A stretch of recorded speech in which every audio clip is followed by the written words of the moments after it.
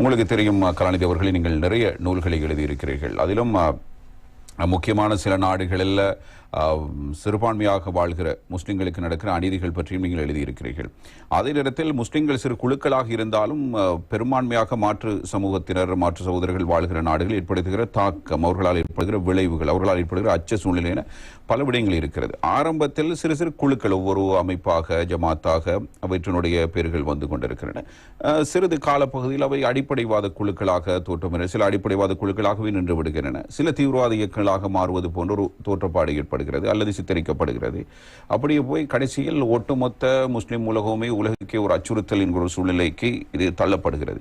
இதை பற்றி உங்களுடைய பார்வை என்ன? இங்கே நாங்கள் புரிந்து கொள்ள வேண்டிய நிறைய சொற்பிரயோகங்கள் இருக்கின்றது. அந்த ஒவ்வொரு சொற்பிரயோகத்துக்கு பின்னால் பெரிய ஒரு அரசியல் இருக்கிறது. உதாரணமாக நீங்கள் இப்பொழுது சொன்னீர்கள் அடிப்படைவாதம் என்று, ஃபண்டமெண்டலிசம், அதுபோல எக்ஸ்ட்ரீமிசம், தீவிரவாதம், பயங்கரவாதம், இப்படியான சொற்கள் உண்மையில் எதை குறிக்கின்றன? இந்த சொற்களை உருவாக்கியவர்கள் யார்? இந்த சொற்களால் சுட்டப்படுகின்ற இயக்கங்கள், குழுக்கள், அமைப்புகள், அவற்றினுடைய அரசியல் என்ன, மத பின்னணி என்னங்கிறதை நாங்கள் மிக விரிவாக பார்க்க வேண்டிய ஒரு தேவை இருக்கின்றது. காரணம் என்னென்றால், இந்த அடிப்படைவாதம் என்ற சொல் 1920களில் ஐரோப்பிய உலகத்தில் தான் அது அறிமுகமானது. குறிப்பிட்ட ஒரு மதத்திலே தங்களுடைய மதத்தின் அடிப்படைகளை, ஃபண்டமெண்டல்ஸ்களை எந்த ஒரு மாற்றமும் அல்லது விளக்கமும் வியாக்கியானமும் நவீன காலத்துக்கு ஏற்ற இன்டர்பிரட்டேஷன் எதுவும் இல்லாமல் அந்த வேர்ஷனை அப்படியோ பின்பற்றுகின்றவர்களுக்கு அதே மதத்தைச் சேர்ந்த அடுத்த கட்ட, அதாவது எதிர்த்தரப்பில் இருந்தவர்கள், நவீன யுகத்துக்கு ஏற்பதற்கான விளக்கங்கள், வியாக்கியானங்கள் வழங்கப்பட வேண்டும் என்று சொன்னவர்கள் வைத்த பெயர் தான் அடிப்படைவாதம், அடிப்படைவாதிகள். அடிப்படையில் அடிப்படைவாதம் என்பது பிரச்சனைக்குரிய ஒன்று அல்ல. அதாவது ஒவ்வொரு மதத்திலும், எல்லா மதத்திலும், உலகத்தில் உள்ள பௌத்தமாகட்டும், கிறிஸ்தவ மதமாகட்டும், இந்து மதமாகட்டும், இஸ்லாமாகட்டும், எல்லா மதத்திலும் தங்களுடைய ஒரிஜினல் மத ஆசாரங்களில், மத நூல்களில் என்ன சொல்லப்பட்டிருக்கிறோ அதை அப்படியே பின்பற்றுகின்ற போக்கு தான் உண்மையில் அடிப்படைவாதம் என்பது.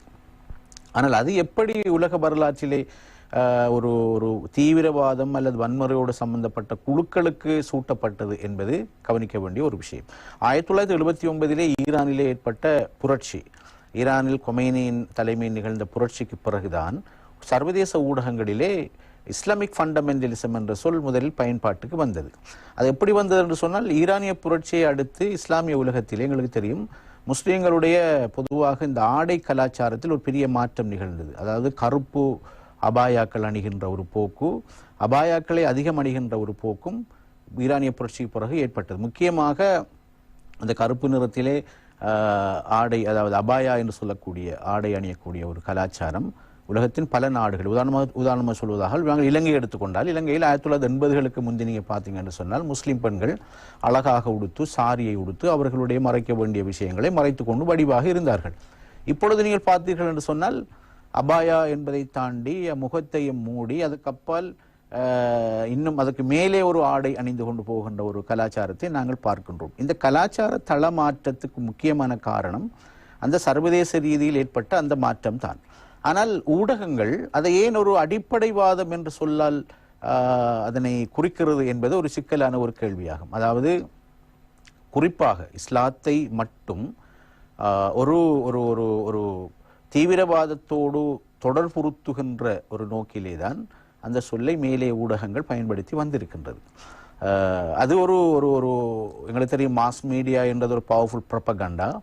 அப்போ அதுக்கு பிறகு என்ன நடக்குதுன்னு சொன்னால் எங்களுக்கு தெரியும், அரபு இஸ்லாமிய உலகத்தில் 1950களுக்கு பிறகு இந்த அடிப்படைவாதம் என்ற இந்த சொற்பிரயோகம் கூடுதலாக பயன்படுத்தப்பட்டிருக்கிறது. காரணம் எங்களுக்கு தெரியும், 50களுக்கு பிறகுதான் பெரும்பான்மை முஸ்லிம் நாடுகள் காலனித்துவத்திலிருந்து விடுதலை பெற்றன. காலனித்துவத்திலிருந்து விடுதலை பெற்றதற்கு பிறகு இந்த நாடுகளில் என்ன நடக்கிறது என்றால், தங்களுடைய இஸ்லாமிய மத அடையாளத்தை, அந்த ரிலிஜியஸ் ஐடென்டிட்டியை நாங்கள் ஃபோக்கஸ் பண்ண வேண்டும். எங்களுடைய அடையாளம் இஸ்லாம் தான், எனவே எங்களுடைய சமூக வாழ்வு, குடும்ப வாழ்வு, அரசியல் வாழ்வு எல்லாம் குர்ஆனின் ஹதீஸின் படி தான் அது இயங்க வேண்டும், இருக்க வேண்டும் என்கிற ஒரு கோட்பாடு பல குழுக்களால் அரபு இஸ்லாமிய உலகத்திலே முன்வைக்கப்பட்டு அதை நடைமுறைப்படுத்துகின்ற அமைப்புகள் தோற்றம் பெற்றன. அதுதான் உலகத்திலே நாங்கள் பார்க்கின்றோம், பிரதர்ஹுட் என்று, ஜமாத் இஸ்லாம் என்று, இப்படி பல அமைப்புகள் தோற்றம் பெற்றன. அவருடைய மைய கருத்து என்னென்னு கேட்டால், அவர்கள் சொல்றார்கள், நாங்கள் ஒட்டுமொத்த சமூகத்தையும் இஸ்லாமிய மயமாக்க வேண்டும், எங்களுடைய ஐடென்டிட்டி இஸ்லாம் என்று. அது ஒரு பிரச்சனை அல்ல. அது அவருடைய சமூகம், அவருடைய அது எப்போ பிரச்சனையாகும் என்று சொன்னால், அது ஒரு வன்முறை வடிவம் பெறுகின்ற பொழுது, ஒரு தீவிரவாத நிலைப்பாட்டை எடுக்கின்ற போது, அது பிற சமூகங்கள், பிற கலாச்சாரத்தைச் சேர்ந்த மக்களுக்கு தாக்கத்தை ஏற்படுத்துகின்ற பொழுதுதான் அதை நாங்கள் தீவிரவாதம் என்று சொல்வோம் அல்லது வன்முறை என்று சொல்வோம். ஆனால் இப்ப நடந்தது என்னன்னு சொன்னால், அந்த அந்த சொற்பிரயோகம் எப்படி ஊடக பயன்பாட்டுக்கு வந்தது என்பதை நாங்கள் புரிந்து கொள்ள வேண்டும். என்றால் உலகம் முழுக்கவும் இன்று அந்த சொல்லை மிகவும் பிழையாக கையாள்கிறார்கள். அந்த சொல்லினுடைய ஒரிஜின், அதனுடைய அது எங்கிருந்து தோற்றம் பெற்றது என்பதை அறியாதவர்கள் தான் அது திரும்ப திரும்ப பயன்படுத்துகிறார். அதுக்காக நான் சொல்கின்றேன். அதாவது ஒரு உலகத்திலே இருக்கின்ற, உலகத்தில் நிறைய கலாச்சாரங்கள், மதங்கள், நாகரிகங்கள், மொழிகள், சமூகங்கள் இருக்கின்றன. அந்த மதங்களும் சமூகங்களும் நாகரிகங்களும் தத்தமது சமய மத அடையாளங்களை, ஓன் ஐடென்டிட்டியை பேணுவது, பாதுகாப்பது, அதற்காக உழைப்பது என்பதில் யாருக்கும் பிரச்சனை இருக்க முடியாது. நாங்கள் அதை சொல்லும் cross கல்ச்சரல் ஐடென்டிட்டி. இலங்கை ஒரு பன்மைப்பாங்கான நாடு. இங்கே பௌத்தர்கள், முஸ்லீம்கள், கிறிஸ்தவர்கள், எல்லா சமூகங்களும் அவரவர் அடையாளத்தை பாதுகாத்து கொண்டு நாங்கள் இலங்கைகள் என்ற ஒரு பொது அடையாளத்தை அவர்கள் பேண வேண்டும். அவ்வளவுதான். ஒரு கலாச்சாரத்தின் மீதான மக்களுடைய அந்த விருப்பார்வம் அல்லது பின்பற்ற வேண்டும் என்ற அவர்களுடைய தெரிவு சுதந்திரம் என்பது இந்த நாட்டினுடைய தேசிய பாதுகாப்புக்கு அல்லது மக்களுடைய பொதுவான பாதுகாப்புக்கு, தேசிய நலன்களுக்கு அச்சுறுத்தல் இல்லாத வகையில் இருக்கும் வரைக்கும் அது அங்கீகரிக்கப்படும். அது அங்கீகரிக்கப்பட வேண்டும். அதை யாரும் ஆட்சேபிக்க முடியாது. ஆனால் இந்த சொற்பிரயோகம் எப்படி பிழையாக கையாளப்படுகிறது என்று சொன்னால், இந்த அமைப்புகள், அதாவது நான் இப்ப சொன்ன இஸ்லாமிய நிறுவனங்கள், அமைப்புகள், பிரச்சார இயக்கங்கள், அவங்க ஒரு கட்டத்திலே ஒரு நிலைப்பாட்டை எடுத்தார்கள். எப்படி என்று சொன்னால், தங்களுடைய சமூக கலாச்சார மத அடையாளங்களை பேணுகின்ற அதே நேரம் தங்களுடைய நாடுகளில் அதிகாரத்தில் இருக்கின்றவர்கள் ஒன்றில் மதச்சார்பற்ற இராணுவ சர்வதிகாரம், இன்னொரு புறம் மன்னராட்சி. இது ரெண்டும் இஸ்லாமிய அரசியல் கோட்பாட்டுக்கு முரணானது. இஸ்லாமிய அரசியல் கோட்பாடு என்பது நூறு ஜனநாயகம் தான். That is democracy. அப்ப டெமோக்ரஸிக்கு மிலிட்டரி டிக்டேட்டர்ஷிப் ஒரு எதிரான ஒன்று, இன்னொரு பக்கம் மன்னராட்சி எதிர். ஆகவே நாங்கள் எங்களுடைய நாடுகளில், குறிப்பாக இதுதான் முக்கியமாக வழங்கப்பட வேண்டிய விஷயம் என்று கேட்டால், இஸ்லாமிய நாடுகளில், பெரும்பான்மையாக முஸ்லிம்கள் வாழ்கின்ற நாடுகளில் தான் இந்த இயக்கங்கள் தோற்றம் பெற்றன. அந்த இயக்கங்கள் என்ன சொல்கிறன என்றால், எங்களுடைய எல்லா வாழ்வியலின் எல்லா பரிமாணங்களையும் நாம் இஸ்லாமிய மயமாக்க வேண்டும். அதில் ஒரு கட்டமாக அரசியலும் வரும்.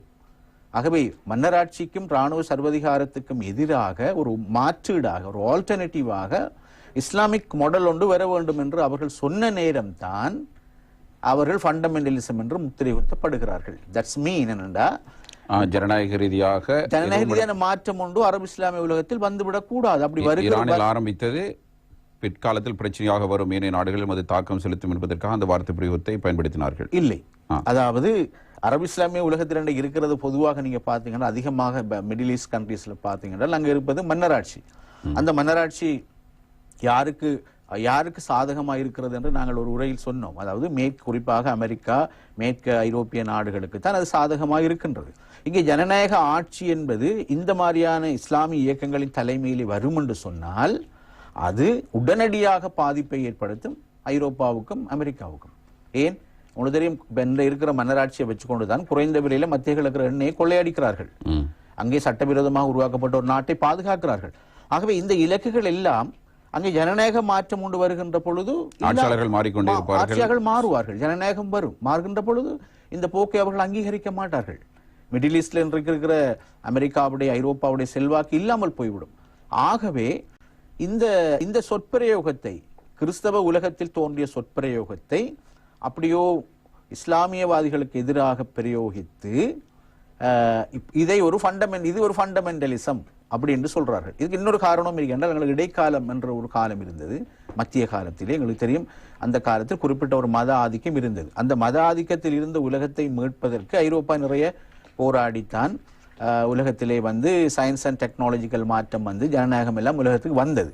அப்ப ஐரோப்பாவில் ஒரு பயம் இருக்கிறது கேட்டால், மதநிலைப்பட்ட ஆட்சி ஒன்று உலகத்தில் மீளவும் உருவாகுவது என்பது உலக முன்னேற்றத்துக்கும் நாகரிக முன்னேற்றத்துக்கும் ஒரு தடையாக இருந்து விடலாம் என்றால் எங்களுடைய இடைக்கால மத்திய கால அனுபவங்கள் இதைத்தான் சொல்லுகிறது என்று. ஆனால் உண்மையிலே அவர்களுக்கு தெரியும், அந்த இடைக்கால மத்திய கால அனுபவம் அல்ல உண்மையில் இந்த அனுபவம். இது முற்றிலும் மாறுபட்டது. இவர்கள் என்ன கேட்கிறாங்கன்னு சொன்ன, இப்ப உதாரணமா சொன்னா, நாங்கள் மிக தெளிப்படையாக சொல்லலாம், இப்போ ஈஜிப்டில் வந்து பிரதர்ஹுட் சொன்னாங்க என்னன்னு கேட்டால் we want democracy in the Egypt, that's all.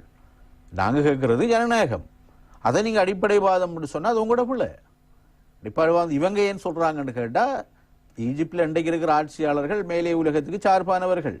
இஸ்ரேலுக்கு அடுத்ததாக அதிகமாக இராணுவ உதவி பெறுகின்ற நாடு வந்து எகிப்து.